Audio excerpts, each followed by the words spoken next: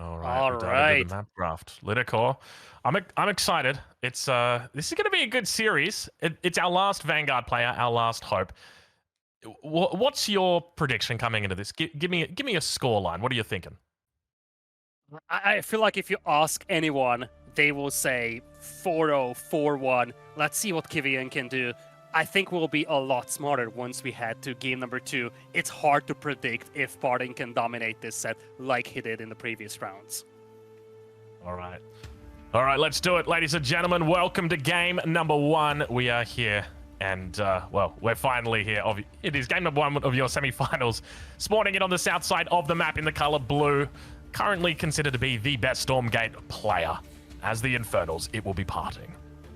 And on the other side of the map, please welcome the last hope of the human vanguard. It is Kiwian. He himself was top 5 on the ladder, qualified from the ladder himself, and he has played the most games against PartinG among all the players in Stormgate. It's gonna be very interesting to see how these two match up against each other, Aussie.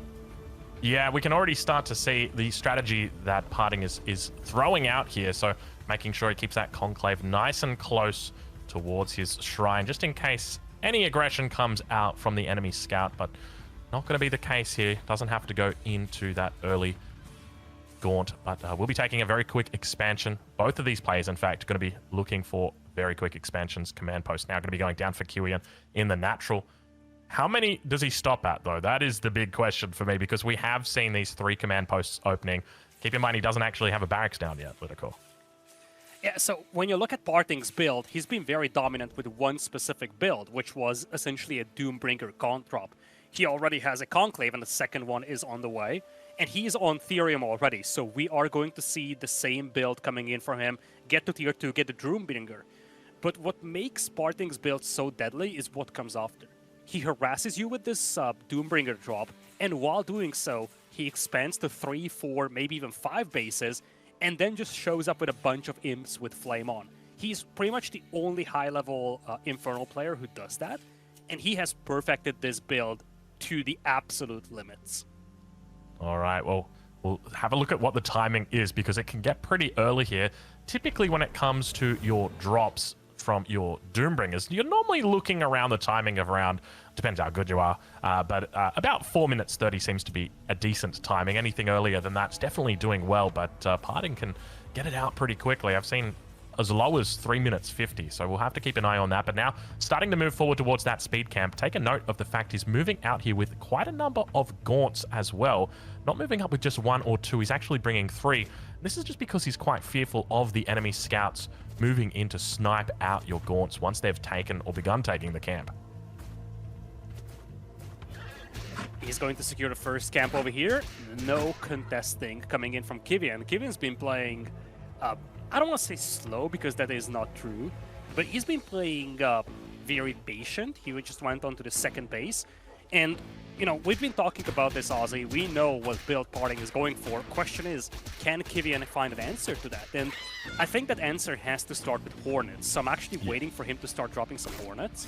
But it looks like he's just going to open heavy Lancers, which is something that he did very frequently in the sets he played yesterday.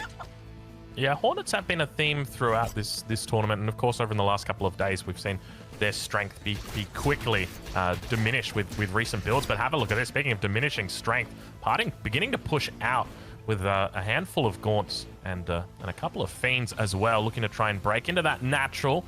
At the same time, it looks like the Bobs are slowly but steadily preparing the defenses. Lancer numbers are building up to 6 Lancers now as the Fiends look to break inside the main base. No wall at that front. Doombringer is going to be jumping out as well here at the 4-minute mark. This is so damn early. Look how quick this is, Lidda.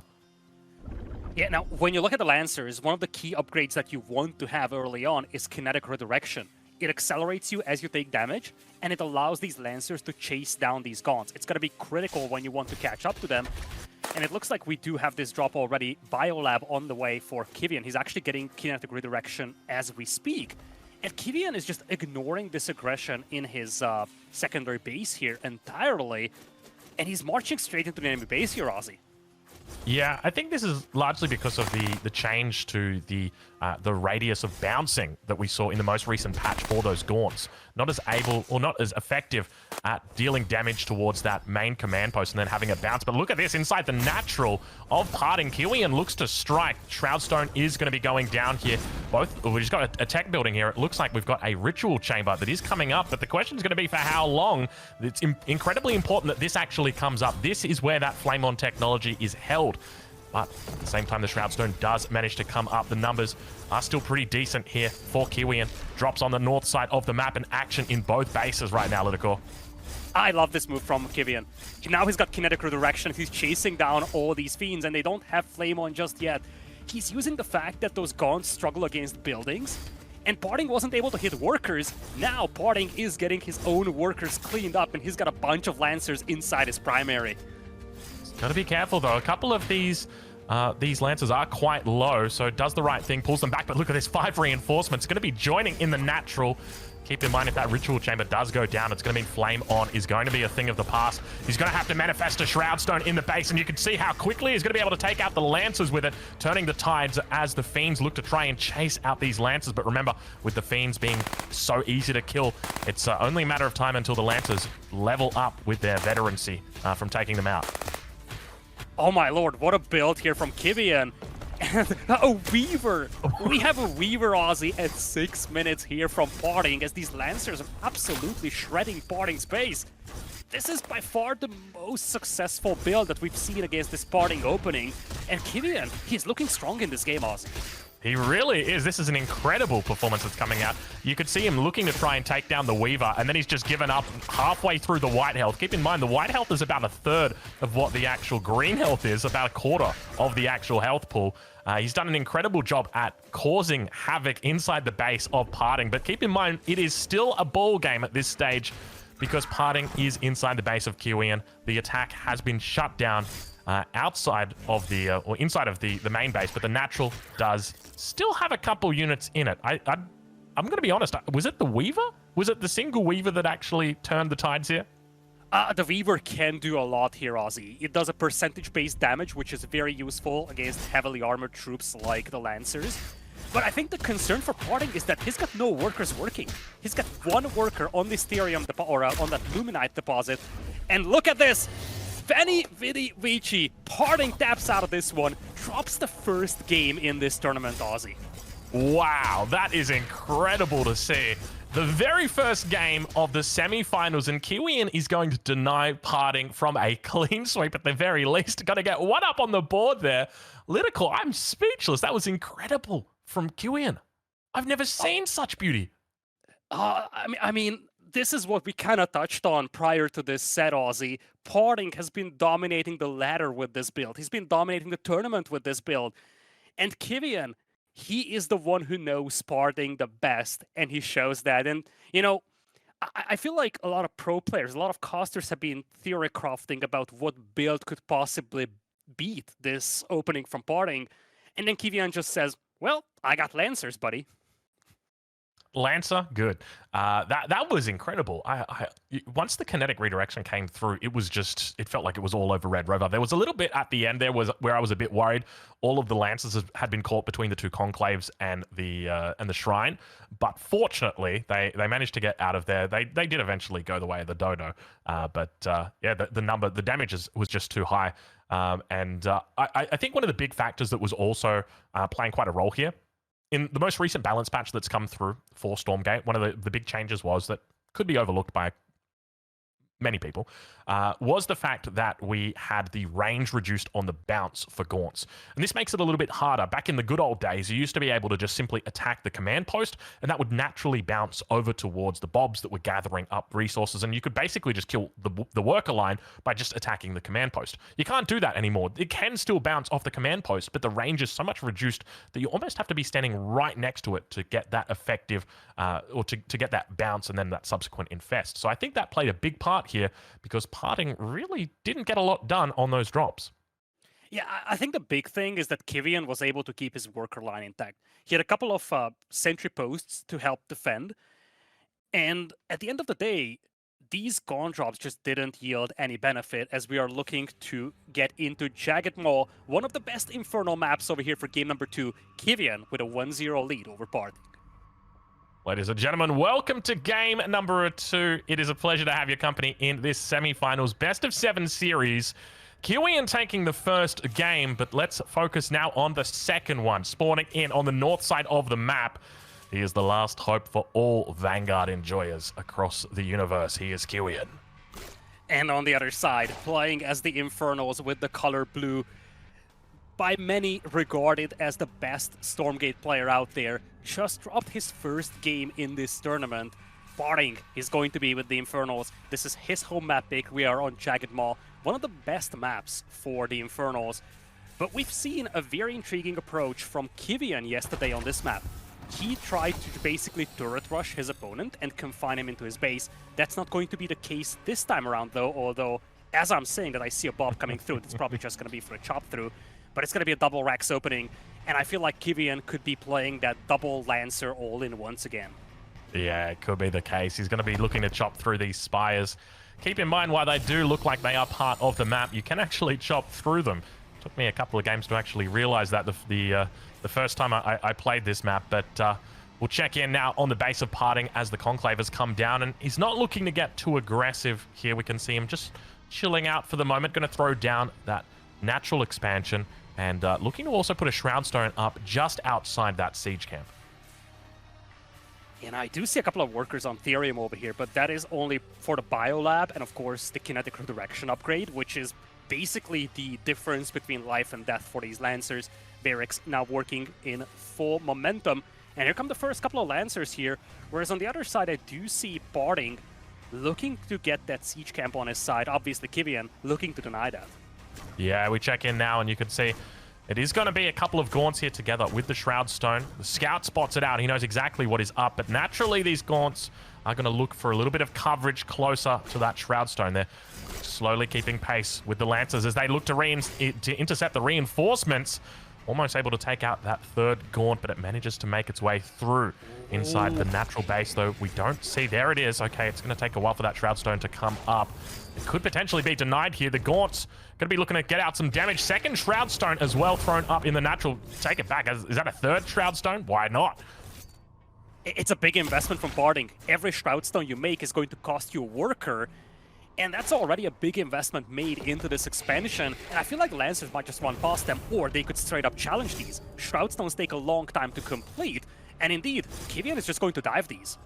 Yeah, so it looks like he should be able to deny out the one. I suspect the other two will come up, and it will mean that the natural expansion should be okay, and PartinG gets a small victory here. Keep in mind, this whole time we're working down that siege camp as well behind this, and makes his way into the natural. Kinetic redirection not yet through just yet. Give it a couple of seconds though, and I reckon he might have a chance. And now inside the base, PartinG, he's gonna be scrapping for defense. He's actually got the Shroud Stone ready to go. A couple more Gaunts now gonna come out. Lidakor looks like he should be okay, and I think PartinG's defense has been pretty solid here. Yeah, and it looks like he has the catapult as well. Lancers looking to get close to it, but they don't have kinetic redirection just yet. They flank from the north though, and it looks like this catapult might be short-lived over here, but as I'm saying that, Lancers will be pushed back, and now, with the Infest coming from the Gaunts, you're going to start seeing those Fiends spawning in for PartinG as well, as he starts taking out those Lancers. All right, well, where's that catapult going? It looks like it's made a little bit of a trip up the ramp. Not going to go all the way around, as it looks like it will eventually be able to make its way through the center. Big attack off, able to take out two of those Lancers very early on in this fight. Now Kiwian, keep in mind, he is on the one base here, fighting up against PartinG, who is on 2 bases, and now also has that advantage when it comes to the military numbers. But keep in mind, with the melee units, he should be able to get pretty close on top of this catapult and deny it out quickly. And now beginning to move through. Kinetic redirection, looking to help out a little bit. And there indeed is the focus. He's got to be so careful with this catapult. We can see the damage that it's putting out. Looking to get on top of the Gaunts. Should be pretty successful here as he manages to take out the majority of the Infest as well on those Fiends. But catapult will go down. And going to be a nice little clean sweep here from Kiwian. Lidakor, my main fear right now at this stage is PartinG's on 2 base, Kiwian's only on the 1. How does he pull this back? Yeah, Kiwian needs to do damage over here, but now he's got kinetic redirection. His army wasn't so effective up until this point because he was just slow. He struggled to catch up with the Gaunts. He struggled to get close to that catapult. Now he's got a lot of speed, and he took out the catapult from his opponent. He could go and take his own catapult. There's a health camp to the north that he could claim to heal up all these Lancers. but he needs to make something happen very soon, because it's one thing that PartinG is on 2 bases. I feel like a Doombringer is going to be a thing very soon indeed. And this time around, it doesn't just have Gaunts inside, there is also Brute. All right, the drop now into the main. It's only a handful of units, though. Shouldn't be too hard to defend this one. Keep in mind, though, his units are out in the middle of the map at the moment, Kiwian. And a couple of Lancers now just coming back to defend and going to be checking the natural. And I think PartinG is going to sigh a bit of a relief when he realizes, hold on a minute, there's no base right here. I'm in a good spot. I'm in good shape. Indeed, he knows that his opponent is on 1 base right now. Nice micro by PartinG. Those Gaunts garrisoned inside the Doombringer, they regen their white health as long as the Doombringer is deployed. So this way, PartinG is getting all that white health back while the rest of his units are fighting. Yeah, a lot of units now back here for Kiwian. Still, I'm unsure what direction he looks to play in. Look at this. I think it's just going to be... Is he going all in? What do you think, Lidakor? I think it might be his only option, realistically, at this stage. Go all in with this. He could even look for a Bob pull. Is that potentially on the cards? I don't think he's gonna pull Bobs, but he kind of needs to go all in. He's 1 base against 2, but more importantly, PartinG is getting close to that flame on timing, and once he has that, these Lancers will just get annihilated by all these imps. Now, looks like PartinG is super heavy on the static defenses. Is there a different approach taken from him compared to what we've seen in the previous rounds? All right, we're back towards the base of Kiwian. PartinG is once again looking to drop. Looks like he will manage to secure the siege camp. Not going to be denied away from him in this game. And now the Doombringer leaves, but, well, leaves for a couple of seconds before deciding to turn back around. He's very sneaky with it, but Catapult now going to be working down these static defenses slowly and steadily. Another drop towards the south side. More Lancers looking to come through, and PartinG has just been relentless with this. It is a lot of Lancers, isn't it? Look at the fact that he leaves the Doombringer here just to prevent... Oh, he's lashed with the Weaver all the way through. That's going to be the counter that he was looking for in this situation. The number's still pretty in favor of Kiwian at this stage, but managing to bring that Catapult in, denying out that damage and stopping quite a fair bit of it. And slowly but steadily, that Weaver on the front line is going to be tanking up as much as it possibly can, making his way through, but there is just way too many Shroud Stones here, Lidakor. Looks like this attack will be shut down without too much of a sweat breaking. I think that's it. What a game, and just the level of micro in this final fight was crazy. PartinG lashing in that Catapult, and in the very same moment, Kiwian dropping the shield on it to keep it alive. In the end, I feel like his push was just dragged out a little too much, but, you know, there is one more person on this broadcast right now who might have a couple of things to say about this. Let's bring in Killer Pigeon, our resident host, and see what he has to say about these 2 games. Let's go! He opened with a win! Kiwian was able to... Okay, we won't talk about Jagger more, though. We're going to have to start by talking about Secluded Grove. What an incredible opening there from Kiwian. You know, I think both of you said this, actually, going into this. Is Kiwian versus PartinG. If there's one person that might have the tempo, the aggression required to shut down PartinG, it could be Kiwian. And Drongo, we saw that perfectly in game number 1. Yeah, game number 1 was really a bit of a masterpiece, wasn't it? The fact that he was able to get out on the aggression early on. The Lancers inside the base were just causing so much havoc. It was just, I don't think something PartinG had expected. You know, naturally, when you're getting dropped, your main focus is the drops. It's not really about counterattack. It's about defending the drops. It's get out of my base. This is my base. And yet, we saw Kiwian with this beautiful counterplay, and it almost felt like PartinG had no clue what to do. So I've got a feeling that Kiwian has been keeping that one in the back pocket for quite some time, and definitely took PartinG by surprise with that attack. Oh, Fulham once, but Fulham twice. Not quite able to do that in game number 2, huh, Lidakor? That Jaggermore play looked like a good one to begin with from Kiwian, but the timings coming out on the counteroffensive from PartinG seemed to just shut that midway through its transition. He was repelled midway through the game once before Kinetic Redirection came in, and that just shrunk his momentum a lot. And you also have to consider that we've seen the evolution of PartinG from game number 1 to game number 2. We've seen probably the first signs of him adapting to his opponent's playstyle in this tournament. And he went very heavy on the static defenses. He actually loves to play into Weavers, apparently, something we've seen in game number 1 and game number 2 as well. And this time around, he just waited for this all-in style approach from Kiwian. But I don't think that Kiwian played the Jagged Maw game that most of us expected him to play. Yesterday, he was very active on the Sentry Prost proxies, And that worked extremely well against Infernal opponents. I'm actually looking forward to seeing more of that from him once we get back to Jagged Maw.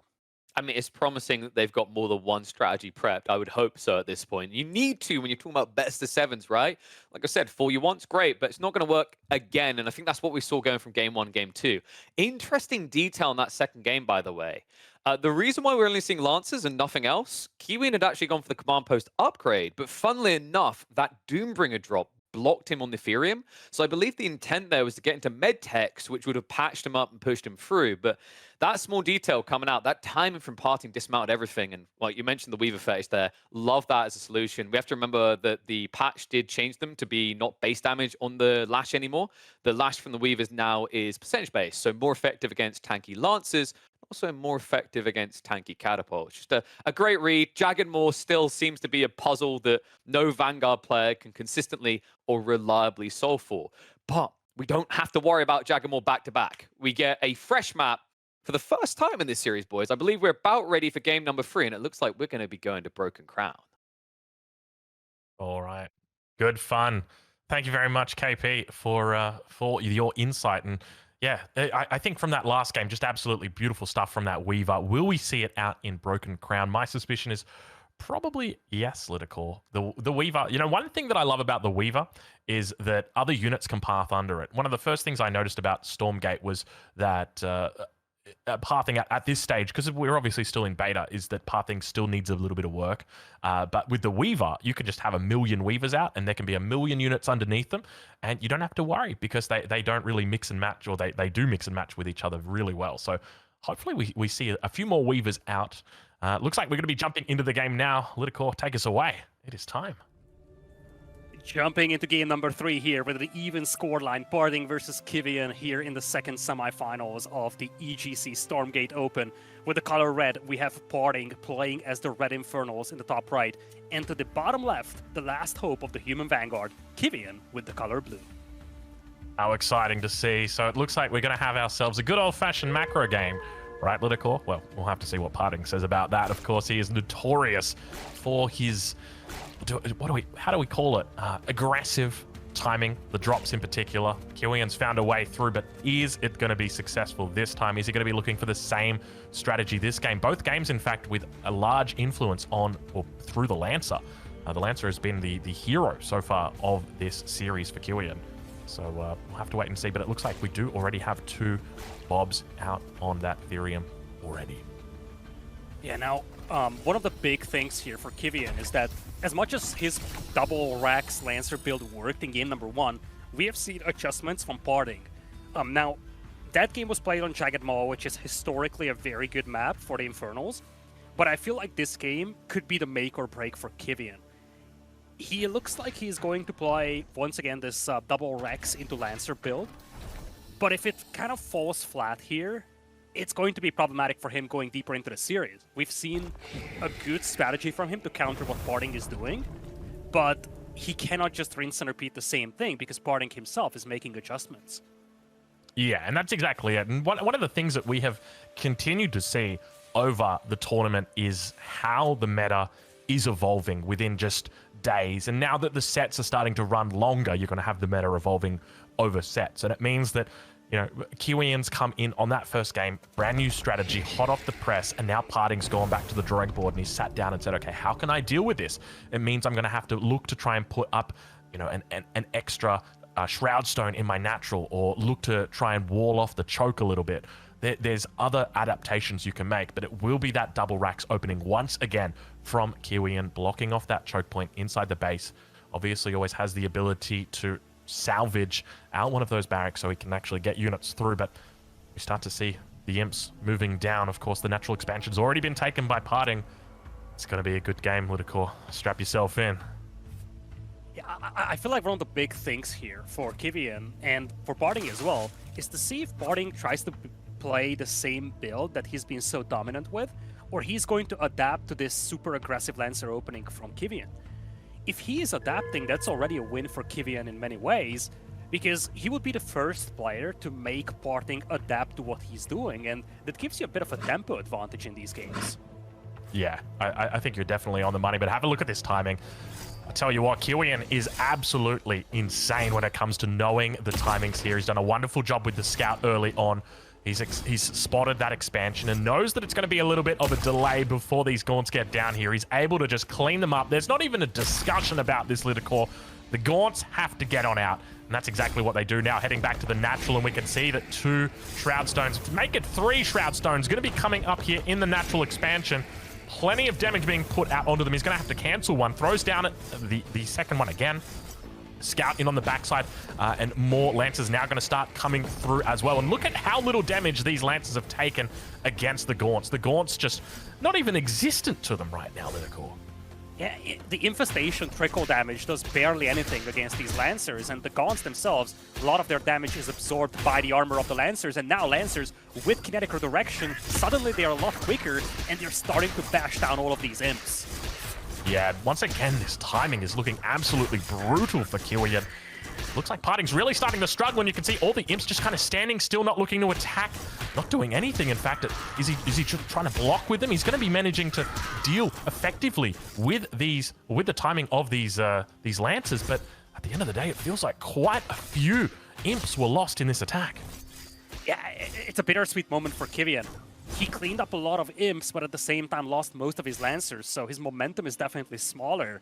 And breaching all these static defenses is going to be a challenge. He's still on just 1 base compared to 2 from PartinG, but he definitely managed to kind of break this build from PartinG. There's no Doombringer on the horizon, basically no map control from PartinG. PartinG wasn't able to take any of these camps so far, and he lost a lot of workers as well. Workers that he eventually wants to turn into flame-on imps. Yeah, that's exactly it. You've got to be really careful with your workers when you're playing as the Infernal. Of course, there is that charge system, but it's not like playing as the Vanguard. With that charge system, it can be unforgiving. If you throw away a worker, if you lose it, if you put it into a building, then all of a sudden you just don't have that building or that worker anymore. And taking a look inside the natural expansion of PartinG, there are 5, arguably 5, defensive buildings that have now been put down. I guess you could probably say 4. But yeah, it's a huge investment there for him, because it's not just that 25 Luminite that has been put into the building, it's also the 50 Luminite and the opportunity cost that is associated with going for that defensive structure. Beginning to push in. The Lancer numbers have begun to build once again. Keep in mind, we've still got a single base that's coming out from Kiwian. This is the 2nd game in a row he's just looked to play 1 base. There is no expansion. There's no at this stage of the game, no real chance that he's looking to expand. Just really looking to try and put on the pressure here early. Yeah, one thing I'm looking at, Aussie, is that there's this meat farm from PartinG, which is kind of body blocking a lot of those imps working out there. When it comes to imp count now, it looks better for PartinG compared to Kiwian's Bob count. Lancer numbers are once again rising, and they're looking to dive. Yeah, they're going to find a nice little surround here. Getting out plenty of damage and looking to move through onto the first of the Shroud Stones. Gets himself a nice little position. And it's going to be a manifestation of a Shroud Stone over towards that left side of the shrine, helping out in the defense. And you can just hear it pumping away. The extra attack speed is really going to be noticeable in this defense. And naturally, Kiwian moves away from the natural in towards the main base. 2 Shroud Stones now and looking to surround the workers. It's starting to look good once again for the Vanguard player. Could this be the 2nd game he's able to take off rank number 1 PartinG? I tell you what, it's looking like it might be the case. PartinG is absolutely running for his life right now. The first Shroud Stone's gone down. The second one goes down as well. Lidakor, is there anything PartinG can do on the defensive here? He's slowly chipping away at the HP of these Lancers, but his workers are all idle. He's struggling with production now, and you feel like there's a second wave coming in here from Kiwian that could finish him off. Yeah, this is just incredible. The fact that how are we only seeing this now? There's so much static defense that are inside the base of PartinG, and that's going to be it. Kiwian takes a 2nd game off the number 1 seed coming into this tournament. PartinG, of course, an incredible player. And just, I'm speechless once again, man. I tell you what, watching Kiwian develop over this series is incredible. You come away from it thinking PartinG's got to have an answer to this, but it just doesn't seem like it's the case. Beautiful all-in from Kiwian. Unreal. And let's not forget how good PartinG is playing in this. I think one of the big things that we didn't have time to touch on is that he's been doing exceptionally well with the Shroud Stone and Imp Micro. Every time a Shroud Stone is heavily damaged, he cancels it, refunds the imp, replaces it. And that's something that Kiwian had to adjust to. He came in and only started focusing down the Shroud Stones that were finished compared to the ones that were being built. And then again, this relentless assault using kinetic redirection to chase down the imps, chase down the gaunts, and completely wrecking the game plan and the build order that PartinG came into the set with. I'm just having a look at the chat at the moment. What's going on in here? Can someone explain to me? It's about, apparently we're a little bit blind, Lidakor. Apparently, chat is saying that Kiwian won. Apparently, What? was there a drop that went on behind this? I'm gonna have to go. Oh my Did they lord, get there ain't no way. Hold on, we're gonna have to double check right now. Apparently we missed the drop. This isn't the Vanguard guys coping again, or sorry, this isn't the Infernal guys coping right now, isn't it? We're going to need to seek some clarification right here, because obviously our focus was on that base of Kiwian, or on the base of PartinG. Kiwian had a huge amount of units in there, hyper focused, fixated on it. Meanwhile, chat was probably jumping up and down, but we're going to quickly double check that, and we have actually got confirmation somehow, some way. PartinG managed to pull it off.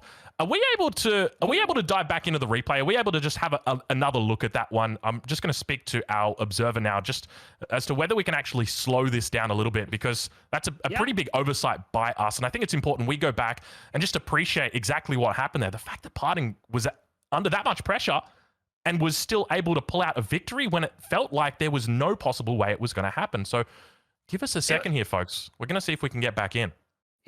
Yeah, let's take a look at this, because indeed we might have just completely missed something in the chaos of all of these things happening. But let's just see what we have over here, Aussie. All right. Well, slowly and steadily, we'll wait for it, and we'll see. We're in the replay at the moment. We're just speeding it up. Give us a second here. As you can see, we've got all hands on deck. And our observer is going to bring us in just a couple of minutes out from the end of the game here. All right, so we'll wait for it now. It should be coming up for you guys any second now. And oh my lord, all right, we missed that. There's the Doombringer. How did we miss all of these little pieces? You know, you miss the Greater Shrine, you miss the Doombringer coming out, that's why there were no units back in the base. Lidakor, it all starts to make sense now. Wow. Okay. Oh my lord. So. Jeez. Yeah, look at all this chaos. We were just focusing on all of this, and then the Doombringer comes through. Oh, and I'm not gonna lie, I'm curious what's happening here when it comes to Kiwian. Did he notice this? I don't think he did. Just like we missed this completely. He was microing his Lancers. He's missing out on this entirely himself. Wow. An interesting detail there as well, boys. If you look at the ramp, the Raxes have blocked him in. So all those Lancers he rallied across the map, he can't ever bring them back. Even if he had a few that were close to the base, the only way he holds this is an overcharge and then trying to get 2 Lancers, which just won't beat this many Fiends. Oh my lord. Wow. Like, just look at the lack of reaction here from Kiwian. He was microing his troops and just completely caught off guard by all this aggression. And indeed, this is not Kiwian taking game number 3 with PartinG. What a swing here. Oh my lord. And really just goes to show the little details that you need to win these games and how easy it is to turn momentum around with a drop like this. I'm impressed. You know, normally when you talk about attention to detail, which is something we all like to mention on our resume, it's lovely having a second set of eyes. We had 3 set of eyes right there, and we still weren't able to catch it. So shout out to you guys, chat. I know there might be a few more thousand eyes than what we've got, but yeah, well picked up. And in the end, it's going to be PartinG that manages to take the game off an opponent that it felt like it should have been going his way, but obviously at the end was able to convert a lot of those bobs into Fiends, and naturally more DPS for him. By the end of it, it looked like he was probably sitting on what, close to 14 to 15 Fiends inside the base, which are just doing so much DPS, Lidakor. Yeah, and now you look at this game in a very, very different way compared to Kiwian winning it. Kiwian had a great momentum there. If it wasn't for that one drop, this would have been a win for Kiwian, but PartinG managing to sneak out of this base and eventually just snowballing the game out of control with all those bobs taken out. And yeah, KP touched on this for a brief moment. The barracks were positioned such that units couldn't sneak past without the Doombringer. PartinG brings the Doombringer, and just breaks the whole party here for Kiwian. And this gotta be a heartbreaking loss over here for Kiwian. It seemed so good, and in just 15 seconds, it completely collapsed. Yeah, it really did feel that way, didn't it? I mean, we were sold. Hey, I'm still on hype train for Kiwian right now. But yeah, it just really goes to show how quickly a snowball can happen, especially when you lock your workers into the base. You know, exactly as KP touched on, everything's locked inside there. I think, you know, if he could have his time again, one of the differences that he could make was pull all the bobs away from the incoming drop immediately and then evacuate the base. You know, right? Like that's the big attention or the big problem for him, because all of those bobs get converted into high DPS fiends. The DPS of the fiend is ludicrous. It's actually higher than a brute, which there are two fiends that come from a single brute. So by converting all of those, he's just brought a huge amount of DPS upon himself.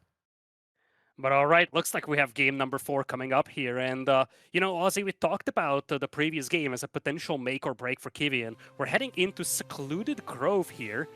You know, UI says unknown, but this is Secluded Grove, folks. And now it is Kiwian with apparently the blue color overlay guy needs to fix the overlay. And PartinG is once again going to be playing as the Red Infernals, of course. All right, well, Lidakor, I'm going to be on my lookout for any drops. I expect you to be on your lookout for any drops. Our observer, Vodka, you're on the lookout for drops. Chat, don't worry. I know what you guys are on the lookout for. We're all aware now, and no excuses from here on in. This is it, Lidakor. Game number 4. Welcome, ladies and gentlemen. Game number 4, PartinG with the current advantage 2-1 in this series. Kiwian almost managing to take it out in that last game if it was only for you pesky kids that just managed to make it out. Jeez. All right, looks like we've got ourselves fast expands coming through, Lidakor. Yeah, I'm actually wondering what adjustments we're going to have here from Kiwian. Once again, overlay guy, if you can fix the overlay for us, that would be nice.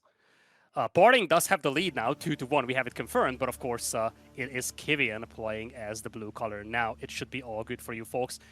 Second base for PartinG, as usual, whereas for Kiwian, he's changing things up. Now he's going for a second base. So 2 consecutive games where he went for this double Rax opening, but it didn't really work out for him in these last 2 games, and now he's changing things up.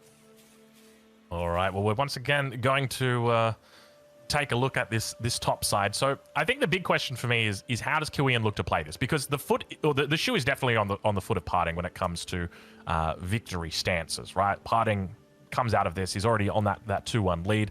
He comes into it a very steep favorite. I think if you were to ask, you know, 50% of people in this chat would probably say Kiwian is not going to be coming out of this, and PartinG's going to be taking the... well, I probably worded that incorrectly. I think if you were going to ask who's going to win this tournament, 50% of people would probably say PartinG, and then the other 50% would be split between the other 3 players. He comes in an incredible favorite. So what is Kiwian going to look to do differently? What is he going to try and shift the meta towards, or shift his play style towards, to try and change the way that PartinG plays? It's a rough one right now, because you feel like PartinG is picking up momentum, he's picking up confidence, and unlike in game number 1, which Kiwian was able to take, his landings are becoming more and more impactful, and I think that's where it starts for him. If the landings start coming together, he's going to be able to play his own game, and then this is going to be a challenge to deal with for Kiwian. Yeah, I think that's a really, really good point. We can already start to see now Kiwian moving out with the scout. There's a double Rax at home behind this, but keep in mind he has gone for that early expansion. Shouldn't have too much trouble taking the first of the speed camp as well. Easily able to take this one. Got a nice little defensive area here. Doesn't look like we've got the chop through on the south side either, so just probably going to be heading over towards that north speed camp. And then from there, maybe into the middle. Looks like Vision Camp's going to be taken first. Kiwian is taking a much more slow and methodical approach to this. It's actually reminiscent to game number 1, this double base opening. He's still very, very heavy on Lancers. Difference is that now he's going to allow PartinG to land inside his base. We're getting close to that 4-minute timing where PartinG starts to bring on the Doombringer, starts to bring on the Gauns and potentially even Brutes to land with. And I think the key thing here for this game is going to be how Kiwian is going to handle that landing. We've seen a successful handling of that in game number 1, not so much in the previous game. It's going to come down to how he handles this Doombringer land. These are out so early. It's ludicrous that this is out 4 minutes into this game, and he's already got the Doombringer just on the opponent's side of the map, ready to go, almost fully loaded. I think it's what is it? 7 out of 8 over there. So quite a bit of gaunts inside. There could be a couple of fiends in there as well, but we'll have to check in with him as the first drop comes through. Sentry post is already up and ready to defend. Doesn't look like any Lancers really nearby. Second sentry post in the main base as well. Plenty of Lancers here, and it looks like he's going to start off with a little bit of bouncing, but not going to find too much of a way through. Slowly working down the health of that Doombringer Lidakor. It looks like he might be able to. No, not able to. Oh, he gets a scout. Trying to find that Bob, and you can see the repairs coming in too damn strong. And Kiwian holds on for a little bit. Yeah, but this is not good for Kiwian. Kinetic redirection is not in just yet, so he's struggling to chase down those Gaunts, but he also had an oversaturated Luminite mine. He had more workers than what the Luminite mine can take, so there's a lot of like lost efficiency over here. Same thing here on his natural. 14 workers out of the 12 available, or the 12 spots that's available. And it looks like he's just going to head over with the Lancers here to the opposing base. Now he's got Kinetic Redirection, though, and to a certain extent, I'm starting to feel a deja vu to the previous, or not the previous game, but game number 1, where PartinG is able to aggress the primary, but he isn't able to do much of a damage. And now the Lancers are walking into his base. Yeah, here they go once again. It looks like we've got a repeat of game number 1 going to be happening. Keep in mind, this was the map for game number 1. Shroudstone's up behind. Beautiful little block that he's got here. Second Shroudstone's there as well. And into the main base now, as there are more Shroudstones beginning to come up. But keep in mind, he's got plenty of units that are going to be looking to accompany all of these Lancers inside the base. They look to try and get us around, fighting their way through. Gaunts looking to try and infest, but still only one of those Lancers is even below half health. Second one now starting to drop down. And meanwhile, in the main base, let's not forget about that drop. We've done it before, Lidakor. We won't do it again, that is for sure. And boy, oh boy, this is an action-packed game early on. Yeah. Big change up from Kiwian, though. First time we're seeing any other unit but Lancers. He's making some Exos to try and deal with that Doombringer. He's slowly chipping away at the HP of that, but Gaunts can just focus down all these Exos here, and idle time is massive on Kiwian's side, and he wasn't able to breach the enemy base with all these Lancers. You know, I want to give credit to PartinG right here, just because of one of the things that I've noticed. Have a look at how well he's able to control this this Doombringer. That was very, very, very close right there. This Doombringer. One of the things to remember is that the key mechanics for the Infernals is they've got access to this white health. He's left a couple of Gaunts on the ground. He's going to pick them up on very low health. One of the key mechanics is this concept of white health, a regen. It depends on the unit, basically, as to how strong that regen is. But one of the things that the Doombringer does is it pushes out that shroud and it regens when it drops down. Have a look at how much health he's still got, how much green health he's actually still got on this Doombringer right here. He has taken plenty of shots off this bad boy, but still, it is sitting at a very healthy 205 of 260. That is incredible control coming out from him. Yeah, he's trying to contest this third base right now, but at the same time, he's going to get a crest back at home as well. Kiwian is taking the health camp, which sets him up to heal those troops back up once he dives the enemy base. But it looks like PartinG isn't going to sit idly. He is bringing in the Flame on, boys. Kind of the trademark play that we've seen him do so many times in the earlier rounds. First time today from him doing that. And against that many Lancers, it could be awfully effective. Yeah, you can see how aggressive he gets with these, really starting to, even on the defensive, he brings them out like, come on, you want to fight? And there they go. Inside, managing to hit a couple of Exos there. Beautiful spread coming through from Kiwian. And now down towards the third base of Kiwian. PartinG looks, plenty of Gaunts on the back line. Looks like on the back he's going to be able to drop down that Doombringer, get himself a little bit of extra white health, top these guys off if they're missing it out. And now all the Bob's going to be running away. Might think about getting an overcharge off here, but he's going to be so careful against these Flame on imps. You just know that they're ready to go right now. There goes the base. That base is done, Aussie. Oh, it's not even close, is it? There's nothing here to defend it. 1. He's not blowing him up. He's just going to take it down the old-fashioned way, which I guess that works. Yeah, we got to keep in mind, okay, meanwhile on the north side, Kiwian has denied out that third base from PartinG, but PartinG is denying the second base here of Kiwian, and I can tell you right now, 1 base against 2 is never a fun way to play. I love how he's conserving the imps. He could have easily annihilated this base, but he simply didn't need to. He's waiting for those Lancers to come in. By the way, all these Bobs idle to the north, just looking very painful for Kiwian. Yeah, they're hanging out. They're not having a party. That is for sure. A couple flame on imps through. He's racing around. Beautiful little splits. A bit of damage done onto the Lancers and now making their way towards the front side. Keep an eye on those imps towards the top. There they go. Looking to jump in. Managed to take out a couple more units to the top side. Gaunt's on the back. And big explosions towards the center. But the Lancer numbers are looking good. Exo's on the back as well. Converting over a couple of the Gaunts, turning them into Fiends. Doombringer going to come up and looks like it will pick up the remnants of this army. But Kiwian manages to hold despite losing a base. Who does the advantage go to, Lidakor? Because you've got PartinG, who's managed to take out a base, or actually, he only took out one base here.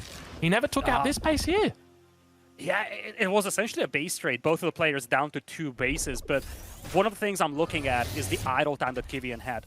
All of those bobs to the north, they were idled for so long. I feel like as much as he cleaned this up, the cost to pay was massive. At the same time, let's not forget, PartinG sacrificed a lot of his workers as flame on imps, so his worker count isn't spectacular either. That's a really good call. And that's definitely one of the things that I've noticed. When I'm playing Infernal, I always feel like I never have enough workers. I could always have more.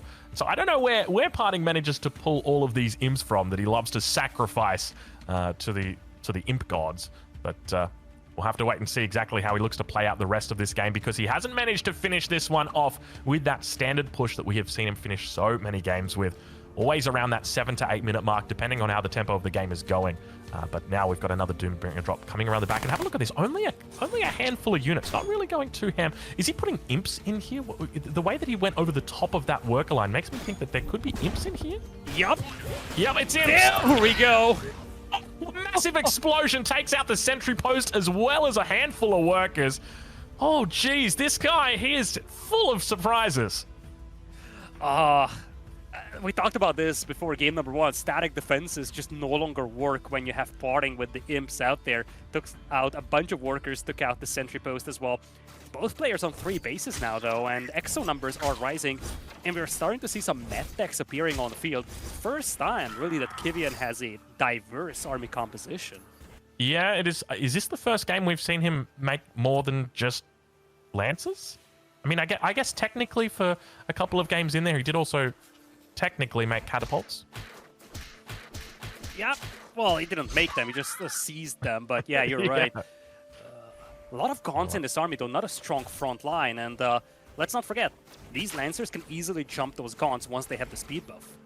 Yeah, have a look at these exos starting to build up, though. The fact that they've also got their medtechs in the back just means that this is really a fighting force you need to respect. You can just kite all day with this, and this is something that a lot of Infernal players have trouble with dealing with.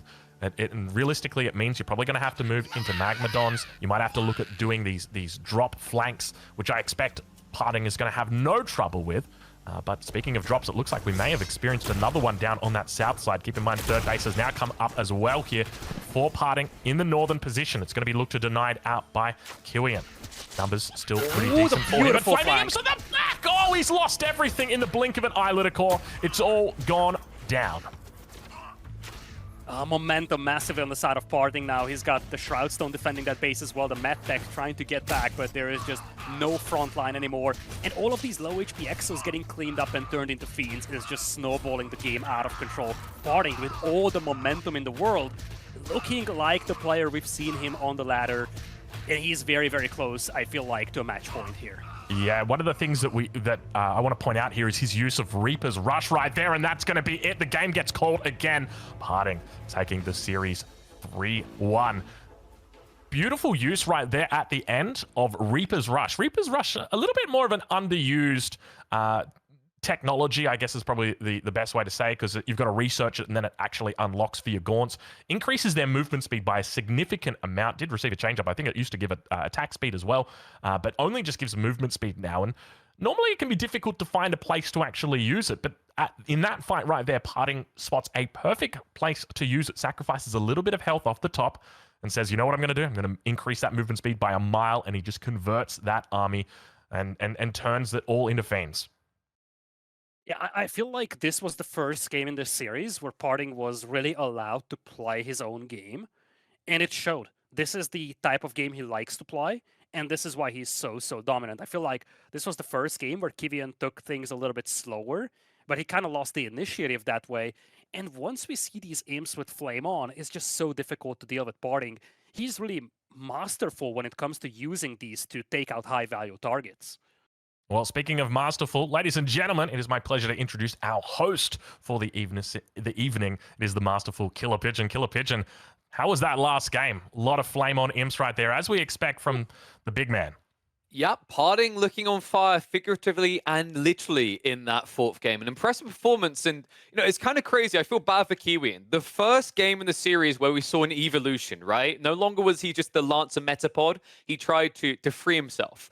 Unfortunately, it seemed like that just enabled PartinG to get into his later phase of the game. I think we've got to start off by dissecting that third game. The third game that was so intense, so close, that it threw us all under the bus on what the heck was happening. And, there's some interesting details to break down in that one. So one interesting thing that got highlighted is, obviously, we all do a lot of Age of Empires forecasting. Now, Lidakor, if you were to press stand ground on your villagers when a night raid comes in, what would happen if you had archers behind it? You just die, right? That's what happened to Kiwian there as well. So this is an interesting little highlight, because I know we have a lot of people come from Age of Empires. In that game, hold position bad with villagers, but interestingly enough, similar to StarCraft, Stormgate has a thing where if you hold position with your workers, they don't get attack priority anymore. So if there's enemies behind them, like, you've got your gaunts or whatever, then the Lancers are going to try to attack at them. So interesting strategy by PartinG to hold on against those early raids from the Lancers. But the craziness of that late game, Drongo, right? We saw that game was very clearly an all-in from PartinG. Those Raxes on the ramps guaranteed he literally could do nothing but a one-base all-in play. Yeah, and I think that's just the way that it goes sometimes. He's always got the option to try and salvage it out, but I think you definitely telegraph your hand when the opponent comes in and scouts out and sees the two Raxes at the front. And they go, "Oh, okay, all right, we'll get ready." Because it's just one of those things when you block off the ramp, there's really not much choice that you're left to after that. Yeah, it is a tough one. I think we highlighted it there. Like the moment you start doing that as well, it's just a great read by PartinG to end the game. It means you can't actually get more than 2 Lancers to defend, and GG from there. But that game 4 especially, I think, like, what concerns me, boys, is we've now got a situation where PartinG finds himself on match point. Kiwian, 1 out of 3 games with this all-in early timing paid off. Now we have this issue where he has to accept that maybe the all-in early Lancer play isn't going to get in the dub, and that opens the door to this imp play, Lidakor. A play that we saw get nerfed, actually, I think, in big part due to Kiwian on his own. It used to be that imp's done double damage to buildings. I think that's why we saw him not use them to take out the command post, instead holding the worker line hostage. But even with those nerfs, is it me, or is PartinG about to get this unit nerfed again by himself? I mean, if he keeps playing like he does in this set, and if he takes this kind of momentum into the grand finals, I feel like we could see some changes as well to those imps once again, because he's really showcasing how quickly he can turn a force of economy into just a powerful force of destruction. And players, all of these high-level players kind of struggled against this. Once you get to that flame on tech, PartinG seems to be dominating games, and players are struggling to find an answer to that. It's crazy as well. We find ourselves in a situation back up against the wall. We could be seeing an elimination of the only remaining Vanguard player next game. But before we get to those games, I know that people want to have access to the game, which is why I think it's an important time to highlight that EGC is prepping to give away 10 beta keys on this stream today. We're going to figure out the details about how exactly we're going to disperse those to you, but I have been informed from behind the scenes that we're prepping that. I noticed a lot of people were asking, how do I get in? How do I play? That's going to be one way. On top of that, a reminder that Frost Giant are aiming to open up the Kickstarter again for late pledges. They're aiming for an anticipating round maybe Friday, February the 23rd, so keep an eye out for that as well. But boys, we can't disrupt this any longer. Kiwian's back up against the wall in this best of 7. Nothing but perfection will do to get into that grand final for a matchup with Vortex. Let's hop into Broken Crown to see if PartinG is going to make it a 4-1 dub. So right. Unless we get additional games, we're not going to see another Jagged Maw game where Kiwian could try to play that tower proxy build that we've seen from him previously. It's going to be Broken Crown once again. The only map that Kiwian was able to secure, actually, beg your pardon, was Secluded Grove. But in terms of style, We've seen him open in a very similar fashion in this map. Let's see Aussie if he can extend this set and maybe give himself a chance for redemption. All right, ladies and gentlemen, welcome to game number 5 of your second semi-final in the EGC Stormgate Open. We're here on match point as PartinG leads the way 3-1 against Kiwian. He spawns in on the north side in the color red as the Infernals. And on the other side, last hope of the human vanguard, Kiwian with the color blue. Also last hope for him to turn this series around and prevent PartinG from going into the grand finals.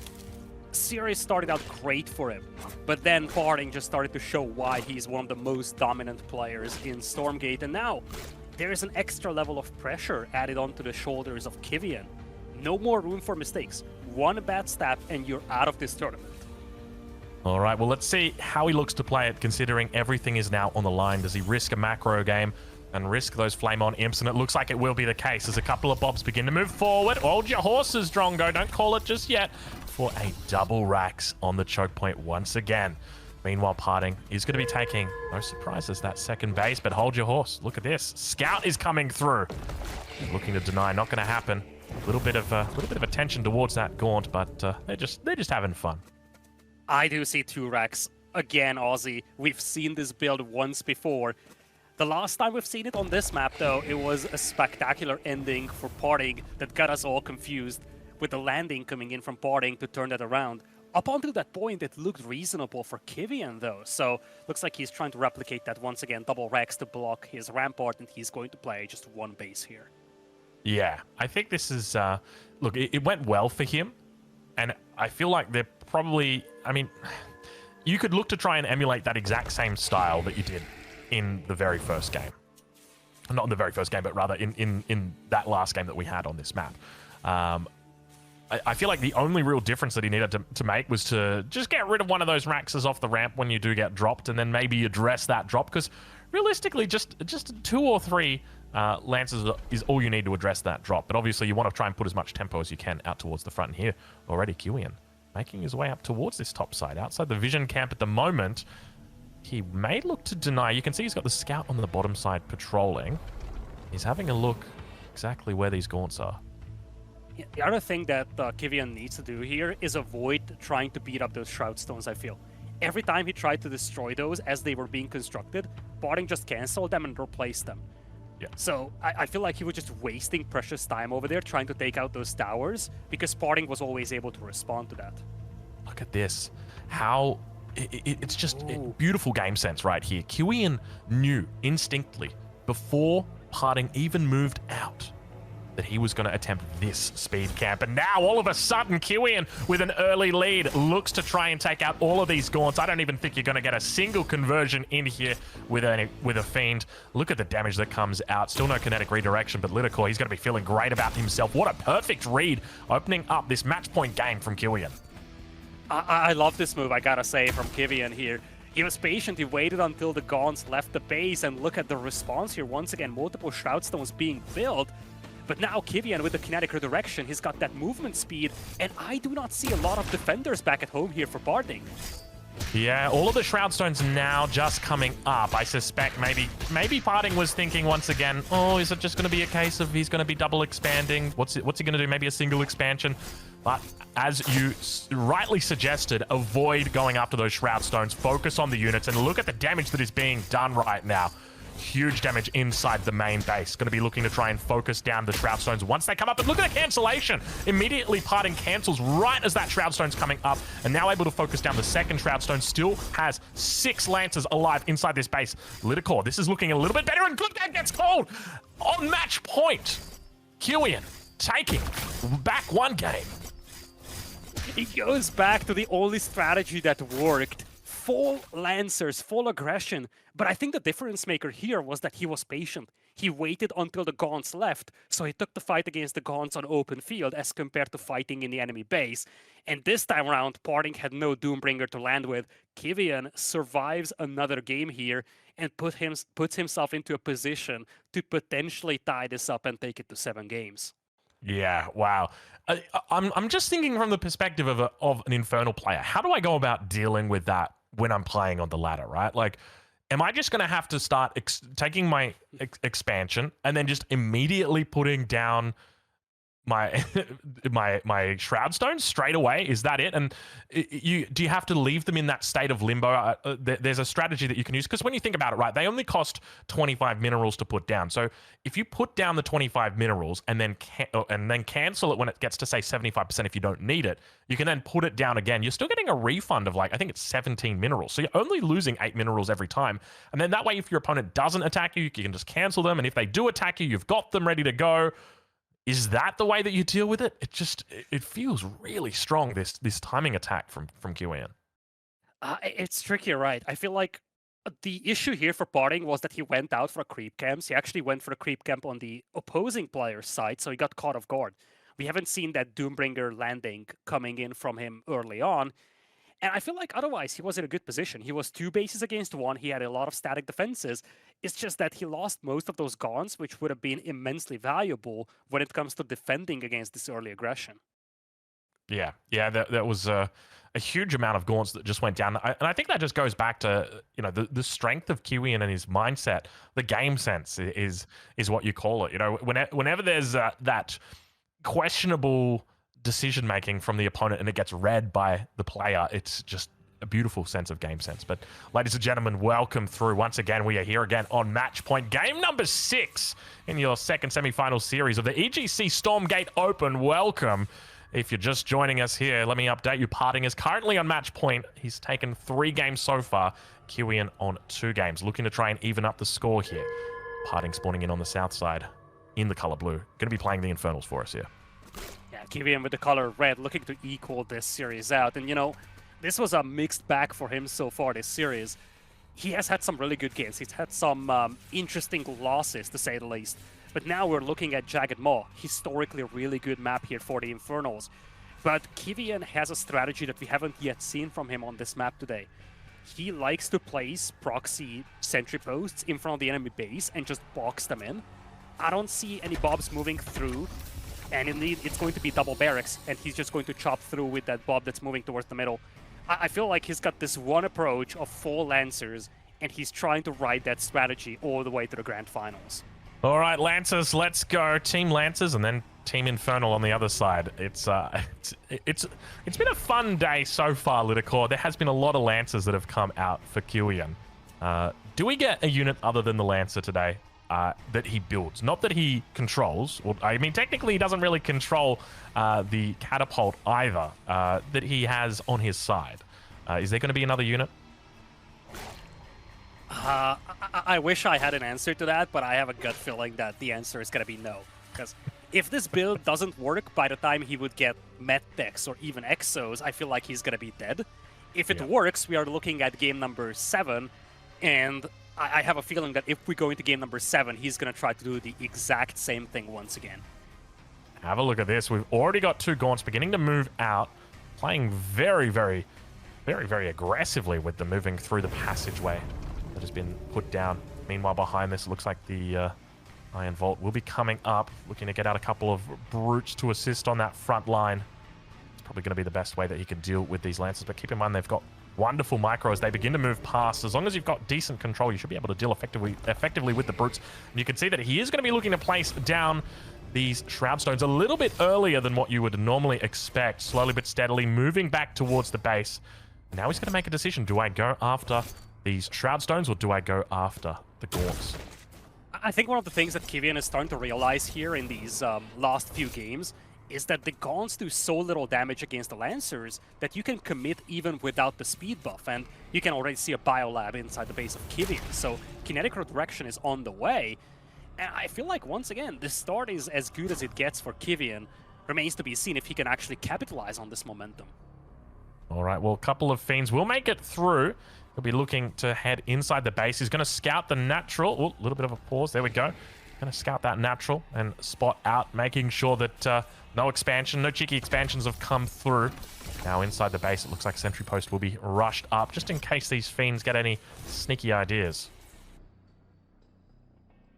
Meanwhile, towards the right center. Now Kiwian is waiting for kinetic redirection. He's being poked around by a couple of Fiends, but PartinG is playing a very defensive game over here.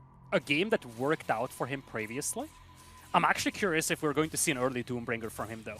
Because I feel like that's the recipe for success against this Lancer build.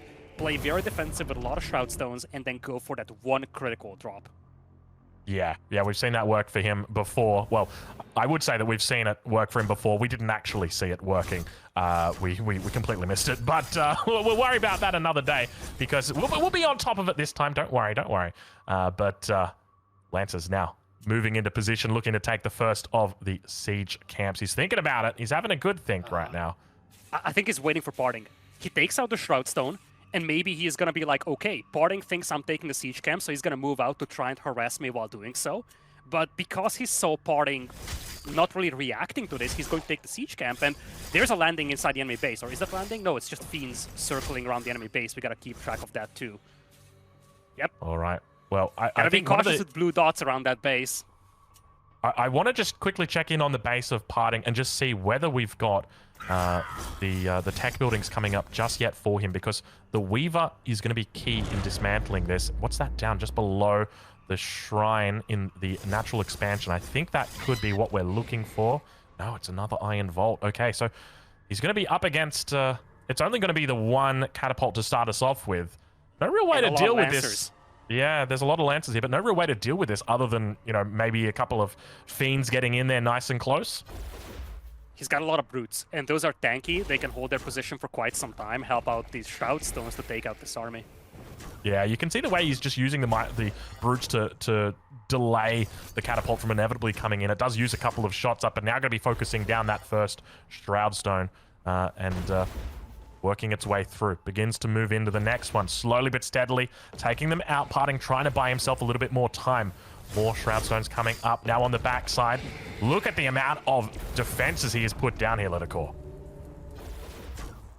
So many Shroud Stones here. PartinG knows that this is an all-in here from Kiwian. Kiwian still hesitant to dive in here, taking out those Shroud Stones one by one. So far, taking little damage on those Lancers.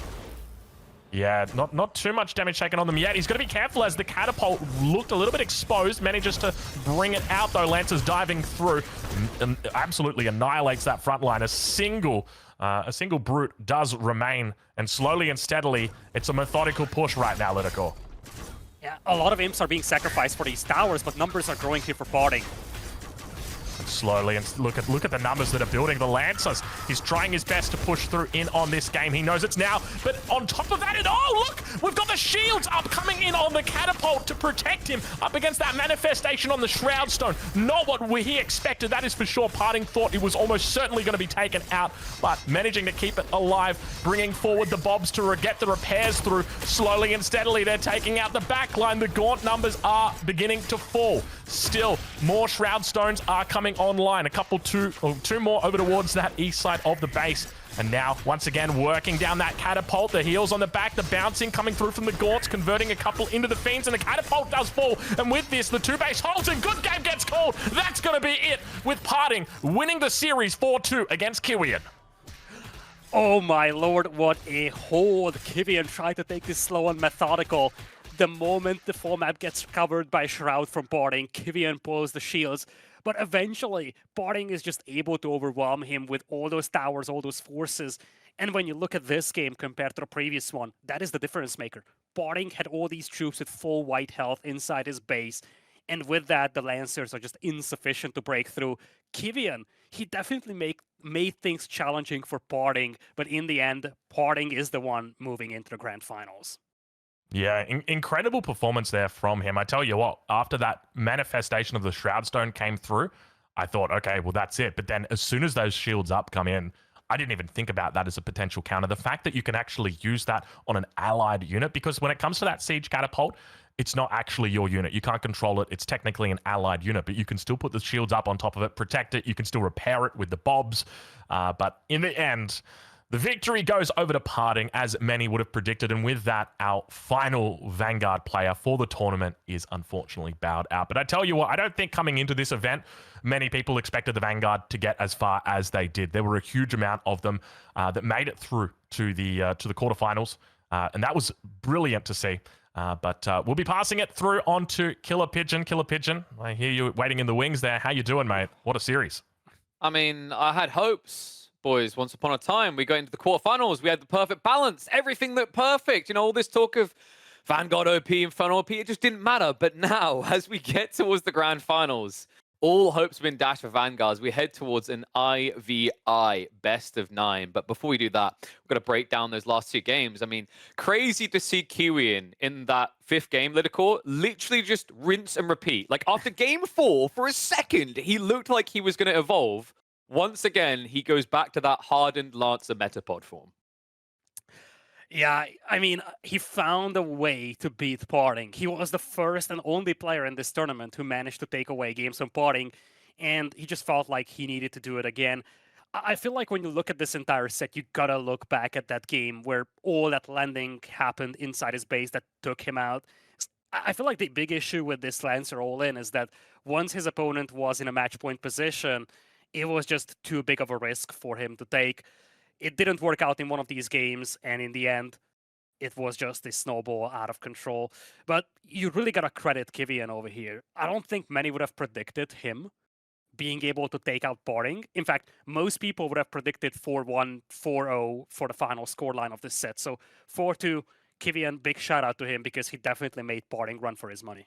Absolutely. You know, Drongo, kind of looking at the games and looking at the openings, I think it's fair to say that a lot of people might just look at this and go, Kiwian doesn't seem to have much imagination. He's literally doing the same builds again and again. But, you know, I think maybe a bigger point to highlight here is after what we've seen PartinG do with that timing, with the Imp Flamehorn attacks, it almost feels like Kiwian couldn't find another solution, that his best hope was this one build over and over again.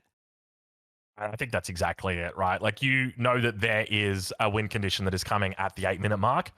Either you play to the 8-minute mark and lose, or you try and do something. And that's, I think, part of the reason why we saw that coming out. Now, you know, if you were to take a look at Kiwian's latter games, I suspect you're probably not going to be seeing this many Lancers coming out in all of these games early on. I think it's just the fact that you put him in a situation where he's up against someone who is going to take him out at 8 minutes no matter what.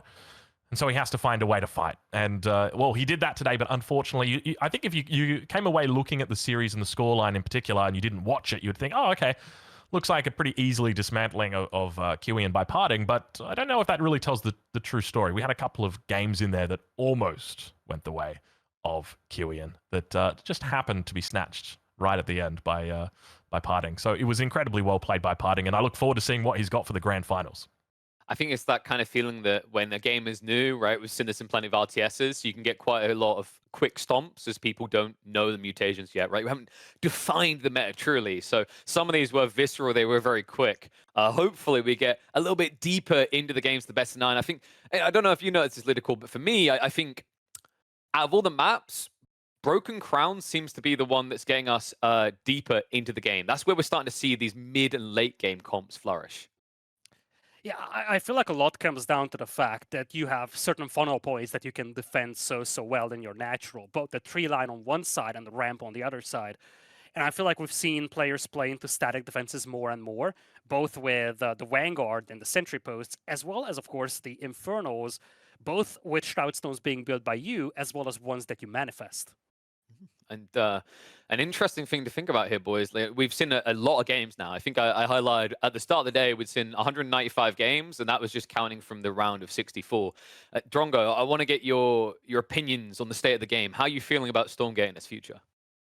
I'll be honest, I absolutely love it. You know, after playing on the ladder, I think I played for about 70 games, 80 games on the ladder. I couldn't stop playing.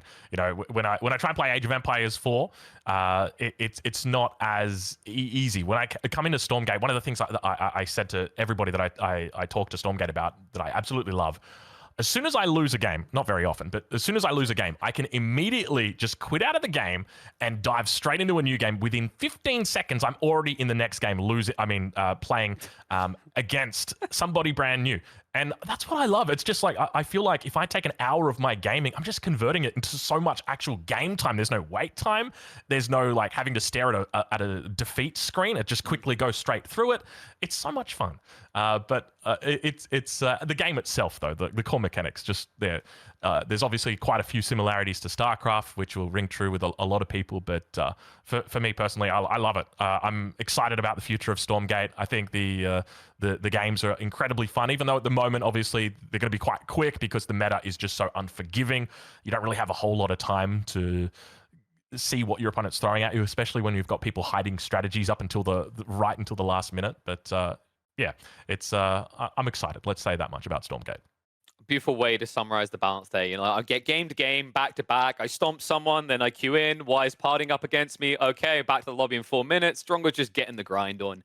Lida, I imagine you have a similar feeling here, right? Like the crazy thing is we still have one more faction to come that we're being teased about. Who knows if we're ever going to stop at 3? Maybe there's more in the future. On top of that, the existing factions, you know, we're only seeing what, like 2/3 of what we're potentially going to end up with here. We haven't even seen the tier 3 units added yet.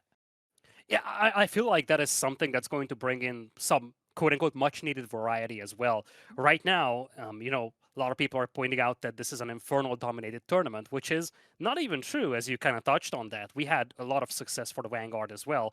But yeah, we're missing some tier 3 units, we're missing a whole faction, and we're also missing, you know, custom-made maps and new maps. These things will all shake up the balance and will make all of these games a lot more diverse. I feel like Stormgate is already very entertaining to watch. The pacing is great.